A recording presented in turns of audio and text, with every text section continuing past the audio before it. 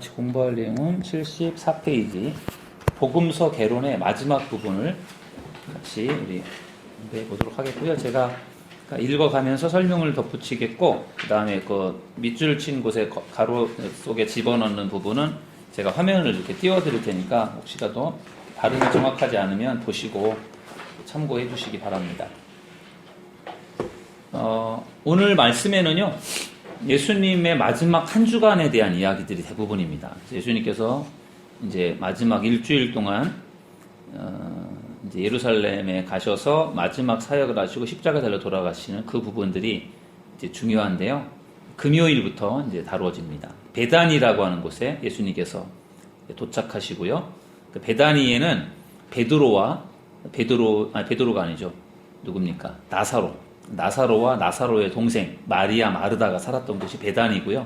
예수님께서 개인적으로 그 나사로의 식구들하고 친밀했습니다. 그래서 거기에 마지막 주간에 거기 들립니다.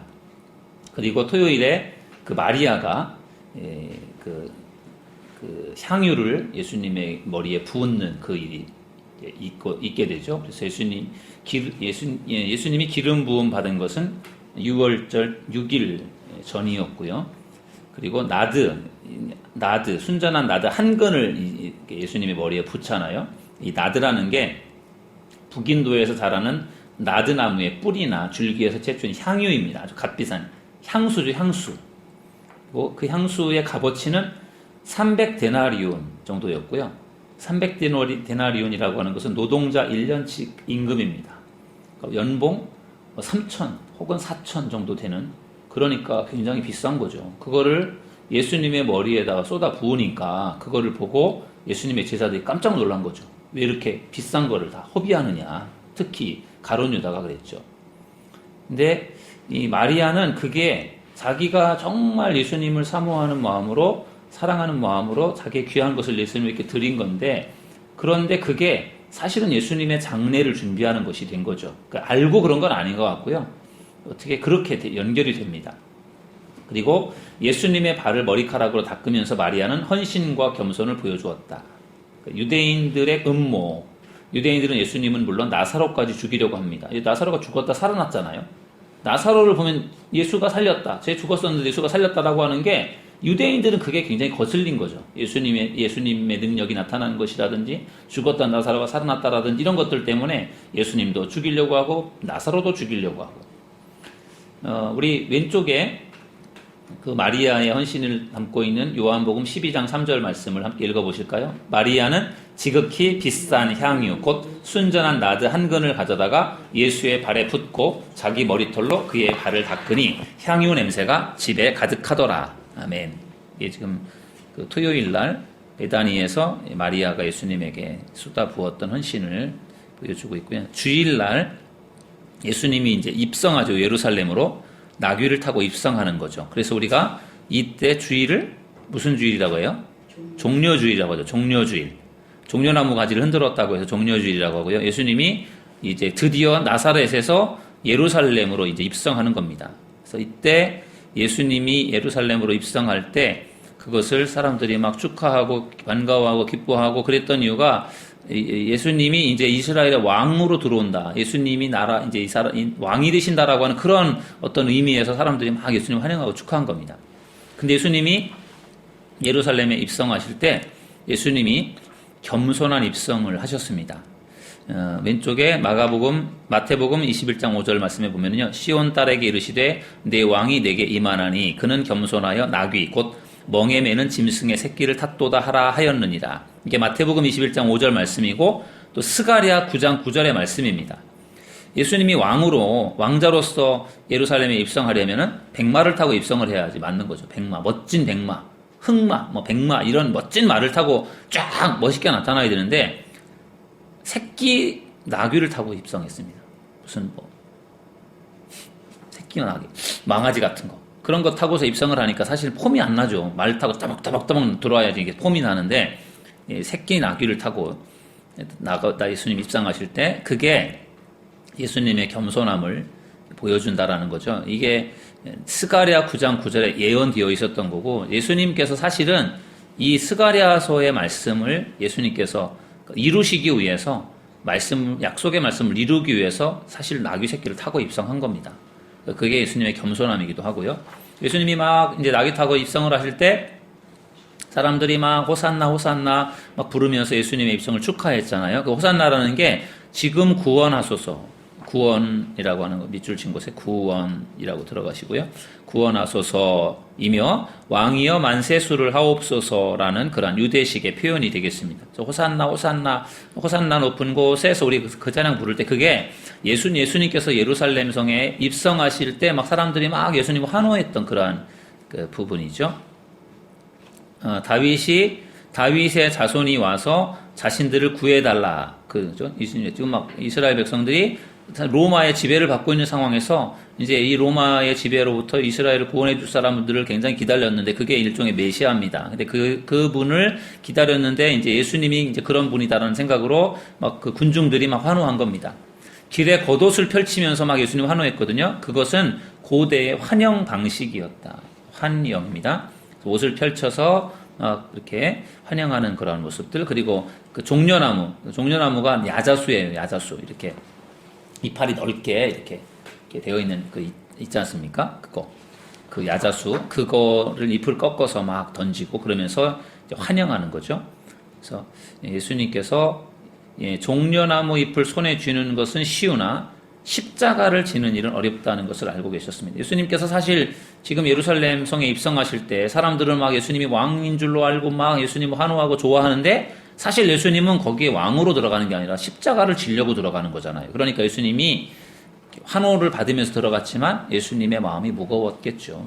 그래서 그렇게 해서 이제 예수님께서 주일에 이제 예루살렘 성으로 들어가셨고요.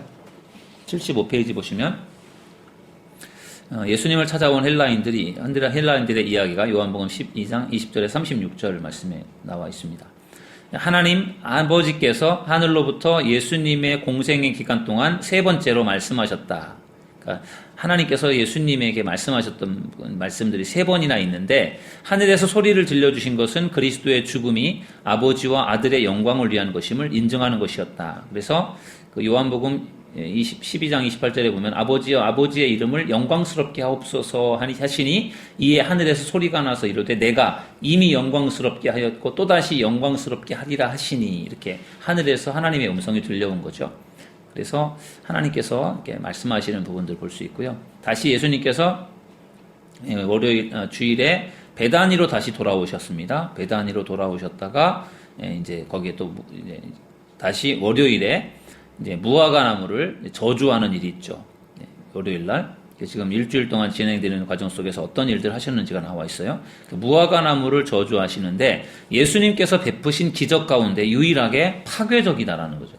사실 예수님께서 기적을 행하실 때 병든 자들을 고치시고 뭐 기적을 행하시고 이럴 때 예수님께서 막 다 은혜로운 그런 일들을 하셨지 이렇게 막 무화과 나무를 저주하고 이런 것들은 사실은 굉장히 특이한 것입니다. 그래서 여기 아주 굉장히 특이한 그런 무화과나무의 저주에 대한 사건이 월요일 날 있었고요.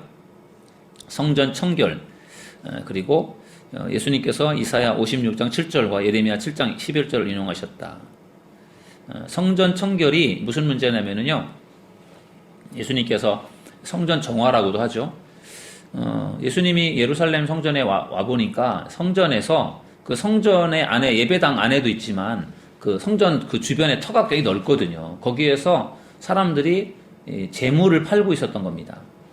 근데 왜 재물을 팔았느냐면은 원래 그 지금 6월절 절기 기간이고 6월절 절기 때 그 예루살렘 성전을 방문하는 이유는 사람들이 6월절 절기를 지키기 위해서 오는 거고요. 6월절 절기를 지킨다는 이야기는 거기 와서 재물을 드리는 겁니다. 재물을 드리는 건데 멀리에서 오는 사람들은 재물을 준비해서 오기에는 재물이 너무 불편한 거죠. 양을 끌고 예루살렘까지 걸어온다라는 것은 또 소를 끌고 올라온다라는 것은 굉장히 힘들고 번거롭지 않습니까? 그러니까 자연스럽게 재물을 가져오지 않고 돈을 가지고 와서 그 돈으로 예루살렘 성전 주변에서 재물을 사는 방식으로 사람들이 좀 그렇게 재물을 준비했던 겁니다. 근데 그러다 보니까 그 제사장들하고 결국 성전 그 뜰에서 장사를 해야 되는데 거기에서 장사꾼들이 들어올 때 제사장들이 그래도 아무나 다 들어올 수 있게 하지 않을 거야. 좀 돈을 얹어준다라든지 이런 것을 통해서 좀 사람들을 이제 장사꾼들을 들어오게 했는데 거기에 이제 일종의 비리가 생긴 거죠. 제사장들에게 잘 보이고 돈을 주면 제사장이 자리를 한 자리 주면 거기서 장사를 하고 또 뭐 그것이 뭐 그 당시에 보면은 환전상들도 있었어요. 돈을 바꿔서 지방마다 돈이 좀 달랐었나 봅니다. 그래서 돈을 바꾸어서 재물을 사야 되는 그런 부분 때문에 환전상들도 있었고 재물을 파는 사람들도 있었고 그런 것들이 그 교회 그 성전에 와서 제사를 드리고 은혜롭게 모든 부분들이 진행이 되어져야 되는데 거기 와서 장사하는 사람들이 장사의 이익을 얻기 위해서 거기에서 비리를 행하고 부정을 행하고 이런 것들을 예수님이 보시니까 그게 너무 화가 난 거죠. 성전에서 예배하고 제사하는 그런 것때 그것에 전념을 해야 되는데 이제는 막 성전이 장사꾼들로 판을 치는 그런 모양새가 되니까 예수님이 너무 화가 나셔서 그거를 막 뒤집어 엎고 그러면서 예수님께서 말씀하셨던 게 거기 오른쪽 끝에 있는 이 말씀을 예수님이 하시죠. 나중에 이사야 56장 7절 말씀해 보시면 오른쪽에 내가 곧 그들을 나의 성산으로 인도하여 기도하는 내 집에서 그들을 기쁘게 할 것이며 그들의 번제와 희생을 나의 제단에서 기꺼이 받게 되리니 이는 내 집은 만민이 기도하는 집이라 일컬음이 될 것이라. 예수님이 막 재물들 쫓아내고 막 환전상들 상을 뒤집어 엎으면서 내 집은 만민의 기도하는 집이다. 예수님께서 그렇게 말씀하셨는데 그 말씀이 여기 이사야서의 말씀을 예수님 인용하신 거예요. 그래서 월요일 날 그런 일을 하셨고요. 그래서 또 치료하는 많은 무리들을 고치는 일도 하셨고 그리고 또 베다니로 돌아오십니다. 그죠? 그러니까 예수님이 베다니의 그 나사로의 집에 거기서 묵으시면서 왔다 갔다 지금 예루살렘으로 왔다 갔다 하시는 거예요. 화요일 날이 되니까 무화과나무를 월요일 날 저주했는데 그리고서 다시 화요일 날 지나가다 보니까 무화과나무가 말라 죽은 거죠. 예수님께서 어제 저주했는데 그게 말라 죽은 거죠. 그래서 막 제자들이 굉장히 신기하다는 듯이 그렇게 말을 합니다. 그 말씀이 이제 나와 있고요. 그리스도의 권세에 대한 질문, 두 아들의 비유, 또 악한 포도원 농부의 비유, 악한 포도원 농부의 비유 우리가 오늘 읽은 말씀 속에도 나오는 비유인데요. 포도원은 이스라엘을 의미하고 농부들의 반항은 이스라엘 지도자들의 반항을 묘사하는 것이고 그들은 하나님께서 보내신 선지자들을 계속해서 배척했습니다. 그리고 주인은 나중에 아들을 보내잖아요. 아들이 예수님이고 그리고 그들은 악한 포도원 농부들은 주인의 아들도 죽이지 않습니까? 그러니까 결국은 하나님께서 선지자들을 보내고 종들을 보내고 예수님의 아들까지도 보내서 잘못된 것을 지적하고 그랬지만 이 악한 포도원 농부들이 말씀을 듣지 않고 오히려 주인의 아들까지 죽이는 그러한 못된 일들을 저지르는 것을 예수님 비유로 이렇게 말씀하신 거예요. 예수님의 죽음에 대한 부분들을 설명해 주신 거죠. 혼인잔치의 비유에 대한 이야기도 나오고 세금에 대한 질문, 예수님 당시의 사람들은 한 면에는 로마 황제의 얼굴이 다른 면에는 평화의 여신상이 새겨진 데나리온 동전을 사용했습니다. 부활에 대해서도 질문하고 예수님께서 거기에 또 답변하시는 말씀이 나와 있습니다. 76페이지에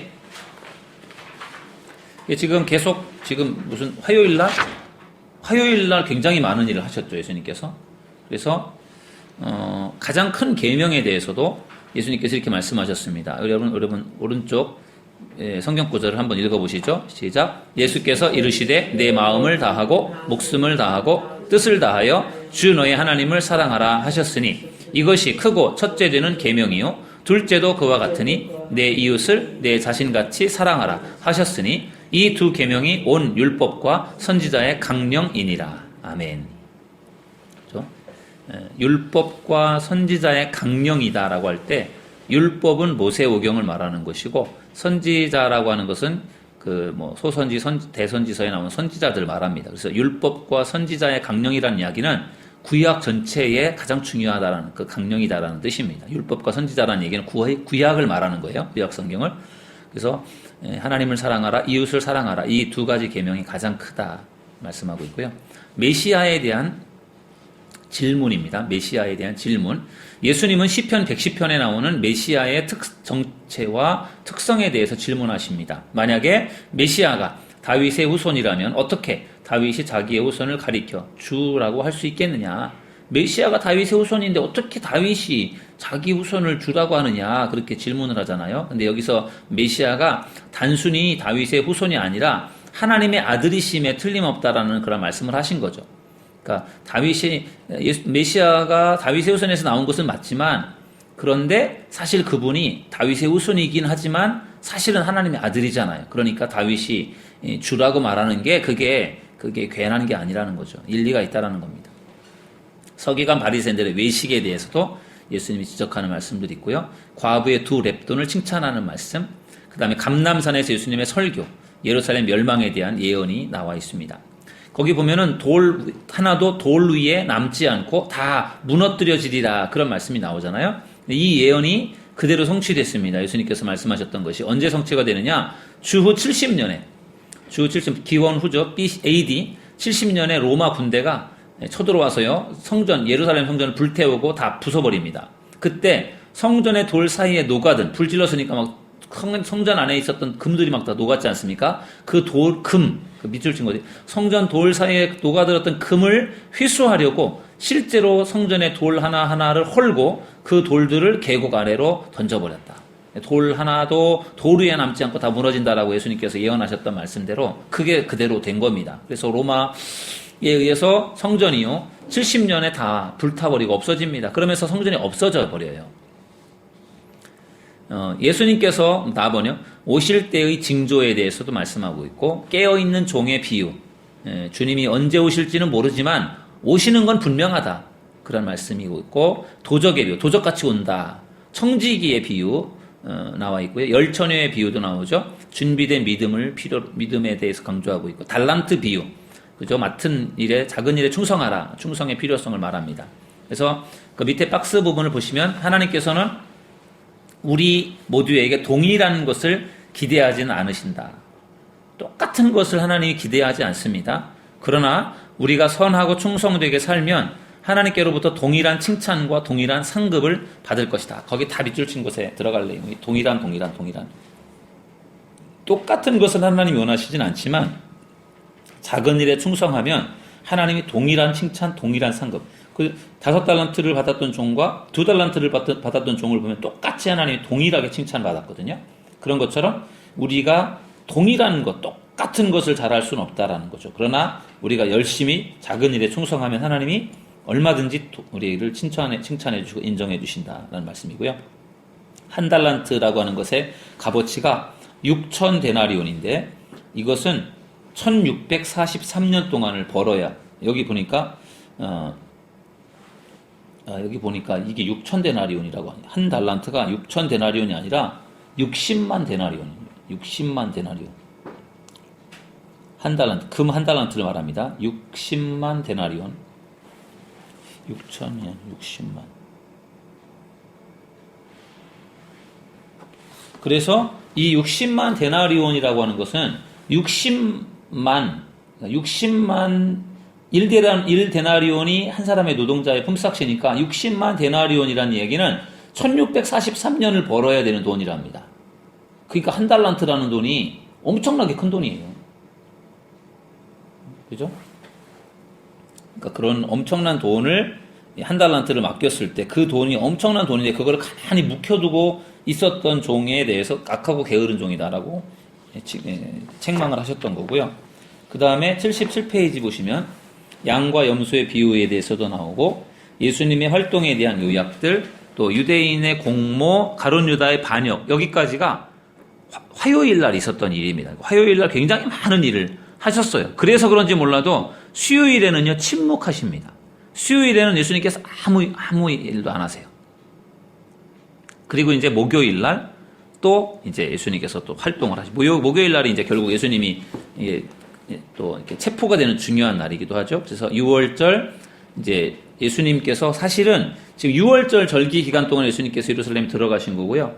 예수님께서 사실은 6월절 어린 양과 같은 역할을 하세요. 6월절에 사실은 6월절이 이스라엘 백성들이 애굽을 탈출할 때 장자의 죽음을 면했던 게 그 어린 양의 피를 문설주에 발라가지고 장자의 죽음을 면했잖아요. 그 이후에 6월절을 지키면서 그 6월절에 출애굽 때 하나님의 은혜를 기억하고 기념하기 위해서 6월절을 지켰는데 그 어린 양의 피를 발랐던 그것처럼 예수님이 실제로 어린 양의 어떤 그런 어린 양과 같은 모습이 되는 거죠. 그래서 예수님이 그렇게 어린 양처럼 이제 피 흘려 죽게 되고 그리고 예수님의 죽으심이 모든 사람들의 죄를 용서하는 그런 역할을 하는 겁니다. 그래서 예수님의 죽음과 6월절이 이렇게 맞물려 돌아가는 거예요. 예수님이 진짜 6월절의 어린 양처럼 그렇게 예수님이 이제 죽으시는 거예요.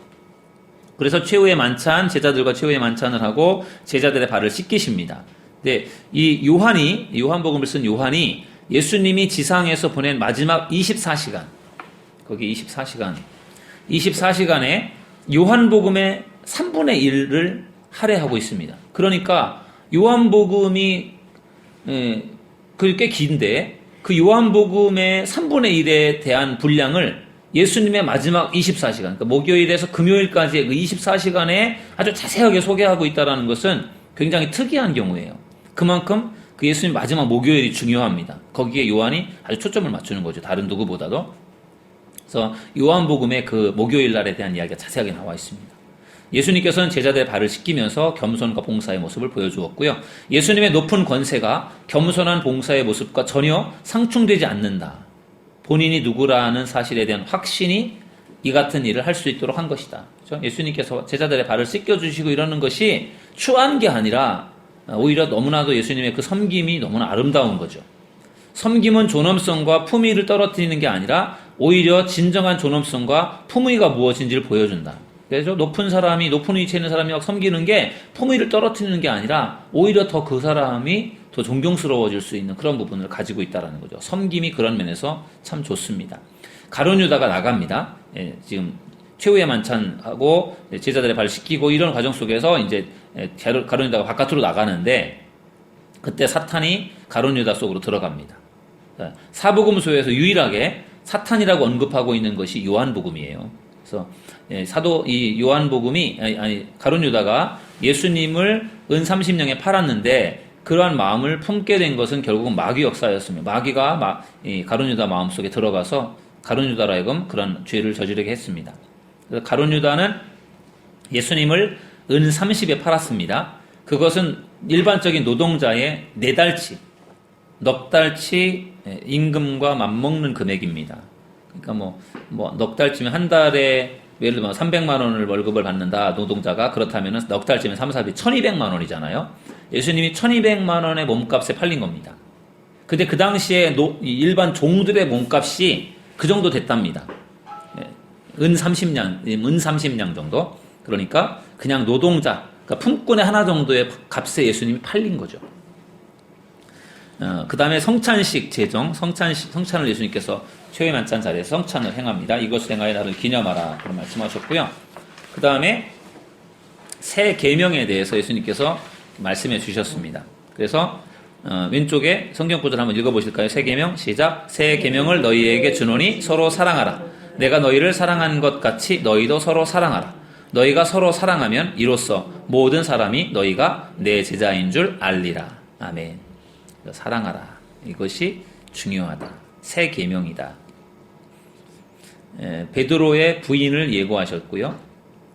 베드로는 주를 위해서 내 목숨을 버리겠나이다. 그죠? 그렇게 저는 절대로 주님을 부인하지 않겠습니다. 그렇게 말하니까 아니다. 너 나를 부인할 거다. 너가 닭이 2번 울기 전에 나를 3번 부인할 거다. 그렇게 예수님께서 말씀하시잖아요. 나 절대로 아니다라고 하지만 사실은 베드로가 똑같이 그렇게 부인을 하죠. 충돌을 예고하셨고 제자들을 예수님 위로하셨습니다. 그 다음에 참 포도나무의 비유. 구약에서는 여러 번에 걸쳐서 포도나무를 하나님의 백성으로 표현하고 있습니다. 그래서 포도나무는 이스라엘을 말하고 또 하나님의 백성을 말합니다. 그리스도가 당신과 동거한다면 당신의 이웃들은 그것을 곧 알게 될 것이다. 내가 주님과 함께하는 삶을 산다면 누구보다도 사람들이 그걸 먼저 알게 된다는 거죠. 주님과 함께 살아가는 것이 그게 사람들에게 보여진다라는 거죠. 성화라고 하는 것이 뭐냐? 성화란 예수님과 하나가 되어 예수님을 지배했던 본성이 우리를 지배하게 되는 것을 말한다.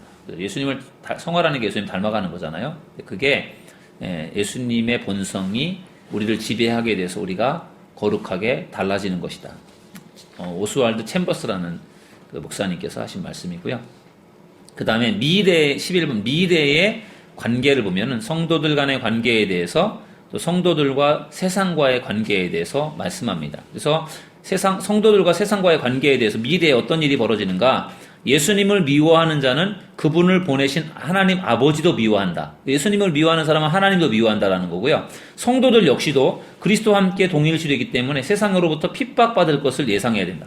예수님을 미워하고 하나님을 미워하는 사람들이 당연히 성도들도 미워하고 핍박하게 될 거라는 거죠. 마지막 때가 되면 성령을 약속하셨다. 그래서 이제 성령은 위로자, 상담자, 조력자, 옹호자, 능력 주시는 자, 지지자 등을 의미하고요. 우리는 성령을 통해서 예수님과 인격적인 관계를 맺습니다. 자, 거기 보면은 빛을 주는 곳에 인격적인 관계를 맺게 되고 점점 예수님을 닮아가는 성화를 이루어가며 하나님이 우리를 사랑하시고 우리를 구속하셨고 예수님을 통해 우리를 자녀 삼아주셨다는 믿음을 얻게 됩니다. 성령은 일상의 유혹을 극복하게 하고 우리의 연약함 대신 하나님의 힘과 능력으로 살아가게 해줍니다. 그게 바로 성령의 하시는 역할이죠. 유혹을 일상생활 속에서 유혹을 극복하게 하고 하나님의 힘과 능력으로 살아가게 해주는 그게 이제 성령님의 역할이기 때문에 우리가 늘 성령님을 의지하며 살아가는 것이 필요하겠죠. 성령은 우리의 입을 열어 증인의 삶을 살게 해준다. 그죠? 우리가 증인의 삶을 살아갈 수 있도록 우리에게 힘을 주고 능력을 주는 게 누구냐? 성령의 역할이고요. 그래서 성령의 충만함이 필요하고 예수님의 죽으심과 부활에 대해서 예고합니다. 그 다음에 12번은 중보기도인데 요한복음 17장이 우리가 다음번에 읽을 말씀인가요? 요한복음 17장이 대제사장의 기도라고 해서 아주 유명한 기도문이에요. 예수님의 기도입니다. 그래서 대제사장의 기도라고 일컬어지는 예수님의 가장 긴 기도인데 이 요한복음 17장을 읽어보면 예수님께서 어떻게 기도를 하는가 하면 처음에 자신을 위해 간구하심, 본인을 위해 기도합니다. 예수님께서 십자가 영광을 확신하고 영생의 본질을 고백하고 하나님 아버지 영광에 동참하게 하면서 즐거워합니다. 자신을 위해 기도하고 그 다음에는 제자들을 위해 간구합니다. 더 많이 제자들을 위해 기도합니다. 지식을 위해, 인내를 위해, 기쁨을 위해, 성화를 위해, 사명을 위해 제자들을 위해 기도하셨고 그 다음에는 모든 성도들을 위해 간구하십니다. 그렇죠? 하나가 되도록 또 서로 사랑하도록. 그러니까 예수님의 이 기도를 보면은요, 우리가 어떻게 기도를 해야 되는지를 우리에게 가르쳐주는 중요한 말씀입니다. 그래서 자신을 위해서도 기도가 필요하고 또 제자들을 위해서, 우리 가족들을 위해서 또 기도가 필요하고요. 그리고 모든 성도들을 위해서, 그죠? 교회 성도들을 위해서 기도가 필요하고. 그러니까 나만을 위한 기도가 아니라 중보기도죠, 중보기도. 나를 위해서도 또 교인들을 위해서도 교회를 위해서도 가족들을 위해서도 이 기도가 필요한 것을 우리가 예수님의 기도를 통해 배울 수 있습니다. 그리고 이제 예수님의 기도 가운데 아주 중요한 하이라이트와 같은 기도가 겟셋마네 동산의 기도죠. 13번. 그러니까 겟셋마네라고 하는 단어는 기름 짜는 기계 그런 의미를 갖고 있습니다. 기름 짜는 기계. 기름을 짜는 기계다라는 뜻을 가지고 있고 아마 이 동산에는 많은 감람류가 있잖아요. 감람나무와 감람나무의 기름을 짜는 기계가 아마도 거기 겟셋마네에 있었을 것이다. 그러니까 나무가 워낙 많으니까 거기 기계까지 있었을 것이다. 그래서 이제 아마 그 겟셋마네라는 이름이 붙여졌다라는 것이고요. 예수님이 거기서 기도하시잖아요. 예수님은 흐르는 땀이 땅에 떨어지는 핏방울 같이 될 정도로 진액을 쏟아 기도하셨다. 예, 제가 예루살렘의 성지 순례를 갔을 때 그 겟셋마네 동산에 갔었습니다. 겟셋마네 동산에 가면은 거기에 감람나무가 있어요. 근데 감람나무가 오래된 감람나무입니다. 정말 오래된 감람나무. 그래서 거기 가이드가 그러더라고요. 이거 예수님 때부터 있었던 거래요. 그러니까 그걸 보니까 예수님이 여기서 기도하셨구나라는 게 더 확 느껴지더라고요. 아, 예수님이 있을 때부터 있었던 나무, 2000년 전에 있었던 나무, 감람나무. 예수님이 여기에 있었더라는 게 그게 되게 신기했습니다. 신기해요. 네, 아무튼 겟세마네 동산에서 예수님께서 기도하셨고요. 그때 예수님께서 땀방울이 핏방울이 되도록 기도하실 때 예수님께서 이렇게 기도하셨죠. 내 아버지야 만일 할만하시거든 이 잔을 내게서 지나가게 하옵소서. 그러나 나의 원대로 마시옵고 아버지의 원대로 하옵소서. 이게 예수님의 기도였잖아요. 그래서 죽음을 앞에 두고 예수님께서 기도하는 그런 기도, 얼마나 예수님께서 간절히 기도했으면은 땀방울이 핏방울이 되도록 그렇게 떨어졌겠습니까? 그 다음에 80페이지를 보시면 첫 아담은 에덴 동산에서 시험을 받았을 때 패했습니다. 그죠? 선악과를 따먹었습니다. 그러나 마지막 아담, 예수님을 말합니다. 마지막 아담, 둘째 아담이라고도 하는데 마지막 아담이신 예수님은 겟셋마네 동산에서 시험을 받았을 때 승리하셨다. 그죠? 첫 번째 아담은 에덴 동산에서 시험에 패했지만 마지막 아담은 겟셋마네 동산에서 시험에 이겼다. 의미가 있습니다. 동산에서 시험을 받았고 지기도 했지만 이기기도 했고. 예수님의 한 주간 동안에 우리 지금 있었던 사역들을 우리가 쭉 보는데 그 네모 밑에 네모 박스를 보면은 간단 명료하게 정리를 했네요. 우리가 고난 주간을 보낼 때 우리가 이게 말씀을 읽고 묵상하는데 아마 도움이 될 것입니다. 예수님께서 금요일 날은 뭘 하셨고 보통 우리가 이제 금요일 토요일은 지나가고 주일부터 하잖아요. 주일날 예루살렘 입성하셨고 월요일날 성전 청결하셨고 화요일날 성전에서 가르치시는 일들 많은 일을 하셨고 수요일날 침묵하셨고 목요일에 초회의 만찬 겟세마네 기도 그리고 금요일날 십자가다를 돌아가시고 토요일날 무덤 속에 계시다가 주일에 부활하시잖아요. 그게 이제 예수님의 마지막 한 주간 고난 주간의 일이죠. 그다음에 여러분들 그 사진을 보시면 그림을 거기 성전 그림이 나오잖아요.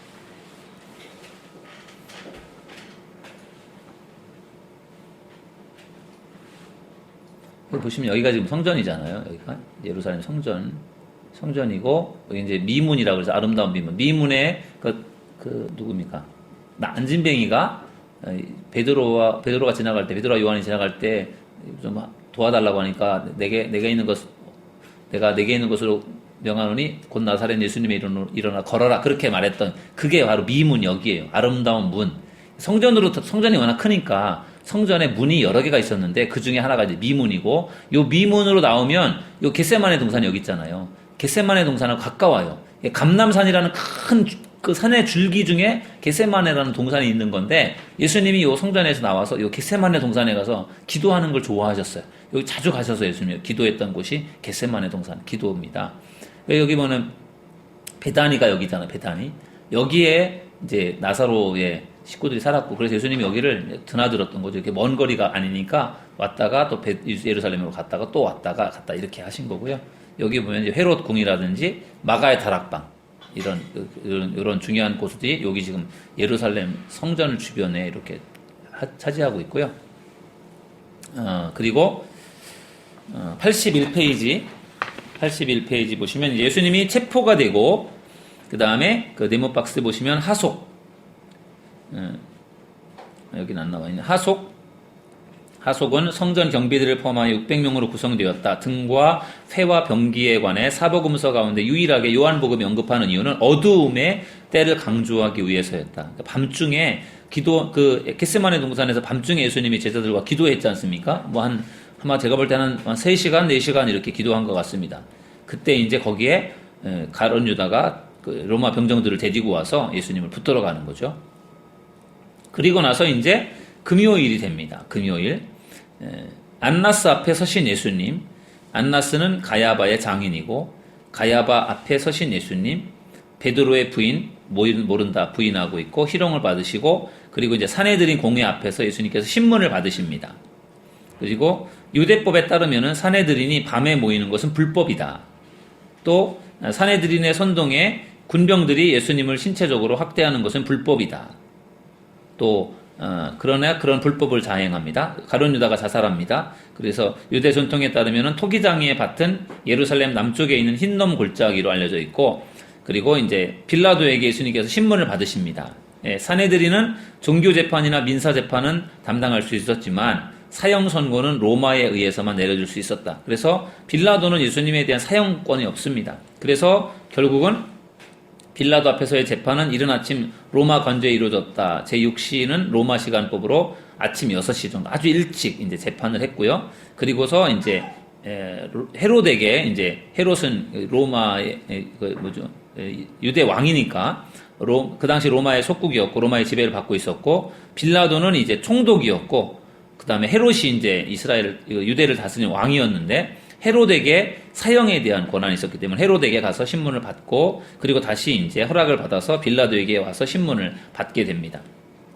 그래서 이제 유대인들이 예수님을 반역이란 죄목으로 고발하면서 본인들은 정작 가이사 외에는 우리에게 왕이 없다라는 그런 말을 함으로써 스스로 신성 모독의 극악한 행동을 범했다. 그래서 결국은 이제 예수님이 빌라도 총독의 묵인 하에 이제 유대 왕 헤롯 왕의 이제 어떤 명을 통해서 이제 사형을 선고받게 되고 그리고 결국은 십자가에 이제 달리게 되는 것입니다.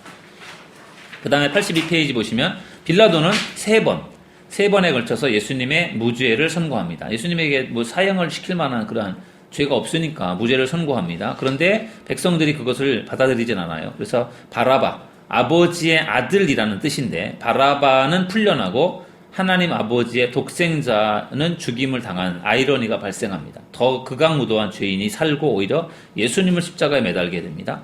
로마 병정들의 실용을 예수님이 당합니다. 채찍질은 플러질럼이라고 불렸던 채찍으로 행해졌는데 이것은 가죽줄로 만들어졌고 끝부분에는 쇠 갈고리가 달려 있어서 맞을 때마다 사람의 살갗이 떨어져 나가도록 그렇게 만들어져 있습니다. 예수님께서 채찍으로 맞을 때 막 살갗이 떨어져 나가고 막 그렇게 고통을 당하신 거죠. 그 다음에 예수님께서 골고다로 끌려가시는 도중에 예루살렘 밖 골고다로 예수님께서 올라가시는 장면은 구약의 두 사건을 연상시킵니다. 첫 번째는 제물을 바치기 위해서 나무를 지고 가는 이삭의 장면을 떠올릴 수가 있고요.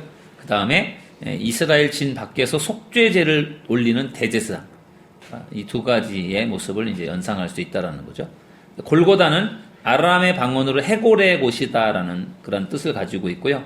라틴어로는 갈보리라고 번역이 되어 있습니다. 그래서 갈보리 사누이에 할 때 그 갈보리가 골고다랑 같은 곳입니다. 그리고 십자가에 달린 명패에는 나사렛 예수 유대인의 왕이다라는 그런 말이 써 있었고요. 모든 사람이 읽을 수 있도록 헬라어, 라틴어, 아람어 그 당시에 사용하는 통용되었던 언어로 세 가지로 기록했습니다.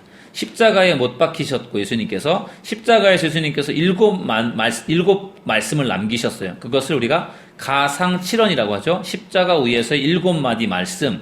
그래서 왼쪽에 있는 성경 구절을 보시면은요. 우리 한번 읽어보실까요? 아버지, 저들을 사하여 주옵소서. 자기들이 하는 것을 알지 못함이니이다. 내가 진실로 내게 이르노니 오늘 내가 나와 함께 낙원에 있으리라. 여자여 보소서 아들이니이다. 보라 내 어머니라. 엘리 엘리 라마 사박다니. 하시니 이는 곧 나의 하나님 어찌하여 나를 버리셨나이까 하는 뜻이라. 내가 목마르다. 다 이루었도다. 아버지 내 영혼을 아버지 손에 부탁하나이다. 이게 7마디거든요. 이게 이제 각각 똑같이 성경에 다 있는 게 아니라 누가복음에도 있고 요한복음에도 있고 마태복음에도 있고 마가복음에도 있고 누가복음에도 이것을 순서별로 이렇게 쭉 열거한 게 7가지의 말씀, 가상칠언이라고 합니다. 예수님께서 십자가에 달려서 거기에서 예수님께서 말씀하셨던 부분들로 유명한 말씀이죠. 그래서 예수님이 이제 7마디 말씀을 남기시고 결국 십자가에서 운명하십니다. 1세기 유대인들은 지도자를 중심으로 군사를 집결해서 자주 로마 제국의 반기를 들었습니다. 이에 로마는 주후 70년에 예루살렘을 점령해버렸고 이런 시대적 상황 속에서 예수님이 제시한 왕국은 그들의 기대에 전혀 걸맞지 않았던 것이다. 군병들이 예수님의 속옷을 제비 뽑아 나누는 것은 시편 22편, 18편의 말씀을 성취한 것이었습니다. 일반적으로 십자가형을 당할 죄수는요 벌거벗은 채로 형장에 끌려갔습니다. 그러나 예수님께서 옷을 입고 계셨다라고 하는 것은 아마도 예수님의 결벽에 대한 결백, 예수님의 결백에 대한 로마인들의 배려였을 것이다. 다음에 83페이지 성전의 휘장이 찢어진 것은 율법의 시대가 끝났음을 의미하는 것이고 믿는 자들이 하나님께 직접 나아갈 수 있게 되었음을 의미합니다. 백부장의 고백, 이는 진실로 하나님의 아들이었도다. 예수님께서 돌아가실 때 백부장이 유명한 고백을 했죠. 창에 찔리셨고 예수님을 장사 지냅니다. 그래서 요한복음에는 이제 아리마대 요셉과 니고데모가 함께 도와서 예수님의 시신을 달라고 하고 유대 풍습에 따라서 모략과 침향을 섞은 것과 함께 예수님을 무덤에 장사 지냈다. 그렇게 알려져 있죠. 예수님이 장사된 곳은 예루살렘으로부터 약 32km 떨어진 마을에 예수님께서 장사가 됩니다.